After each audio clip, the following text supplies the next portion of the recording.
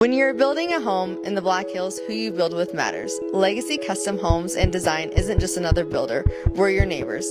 Based right here in Spearfish, we've built over 375 homes throughout the Black Hills, each one tailored to the families who live in them. Our name means more because we go the extra mile. From the first sketch to the final walkthrough, we don't just build homes, we help build your legacy. Legacy Custom Homes and Designs, local, trusted, and here for the long haul. This is Ben with Odrix Sports. I'm here with Coach Tieszen.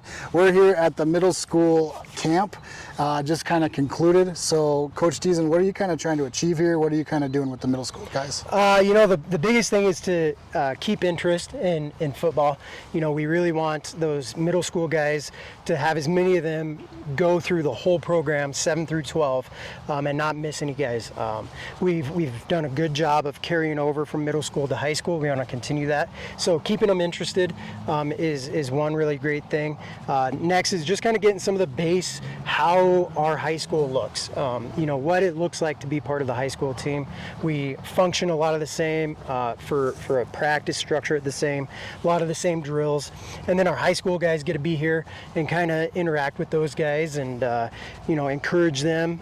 We do a great job with culture, and those older guys do a good job of helping out and building that culture as we go. I was looking around, the numbers are great, and the biggest number I saw was over at the O&D line. Usually you're trying to talk kids into going to the O&D line. This seems like you're doing something really good over there. Can you kind of talk about what's kind of contributed to that overall number? Well, it's a tough thing. Sometimes you go through where you don't have a lot of size. Anytime you have a good O-line and depth at O-line and D-line, you're going to do good things. They help everything roll.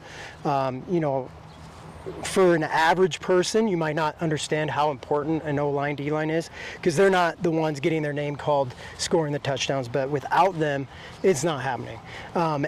We've got some great coaches at the O-line, D-line that do a great job. Coach Rodert's going to be helping us this year, and Coach Powers does a great job. And we've got old guys that have gone through and set really good examples and been guys that other people want to be around. It's cool to be an O-line again because, guys like Dawson Wood from a while ago was a great example. He helped out Leighton Loop. Leighton Loop then helps out Asher. Asher then helps out, all these young guys coming through. So it's nice to have that camaraderie and kids encouraging each other to do the dirty work and make this team go. So obviously last year didn't end the way you wanted it to end. I think that we're going to Pier, and I really felt like you guys had a good chance at winning that game and stuff. What's kind of the attitude going into this season to kind of make sure that that game kind of doesn't hurt the program, but kind of helps it in a way, if that makes sense? Yeah, absolutely. We've been talking about that this summer. Everything works out the way it's supposed to. You learn lessons where you're supposed to, and I think those losses we had last year taught us something about the kind of team we are. It taught me about how to coach, being patient, staying with what's working. It teaches guys that we can compete even when we're making a ton of mistakes, and if we clean up mistakes, a lot of these games are different. And so I think having a little bit of an edge on us too, still hungry for some of those teams that got us last year, and knowing that we could have won those games if a couple things go different. Also, we're bringing back a ton of experience. We're losing some huge key playmakers in that senior class. I mean, I could name a ton of them, all the way from a Cole Mallow to a Hunter Walters. That helped us out a ton, but we're bringing a ton of guys back, and sophomores that contributed a lot last year are now juniors, and there's a good chance we're not going to start anybody on either side of the ball under a junior this year, which is where you want to be on a championship team.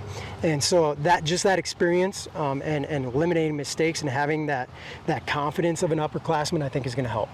Yeah, you always said in your first interview we ever had with you, we asked you what a successful season was, and you said we were never out of a game. And I feel like you guys were never actually out of any game. There's no game that actually got away from you guys. I think you guys were competitive in every game.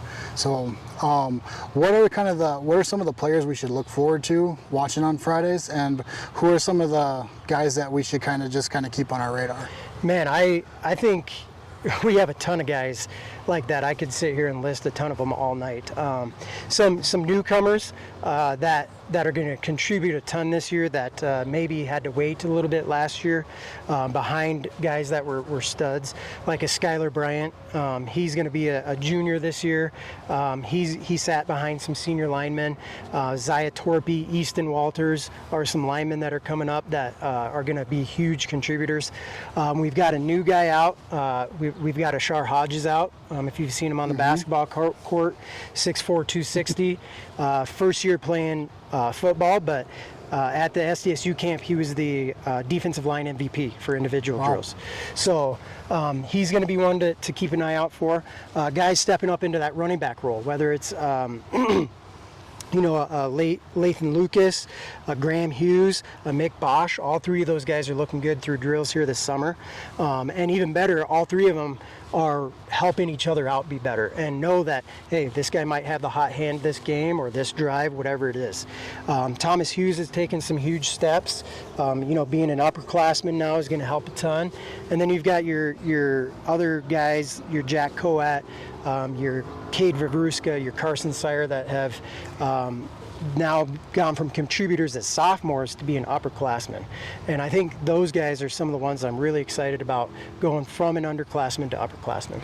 Sire had a great catch at the SDSU camp. What were some of the other highlights that you had at that camp? SDSU was a ton of fun. Our JV won the JV section of the competition. So awesome. We beat some big Minnesota schools. We beat Sioux Falls Jefferson JV squad, and they did a great job coming together. And that was all freshman, sophomore, and a lot of guys got some experience, and they started gelling together.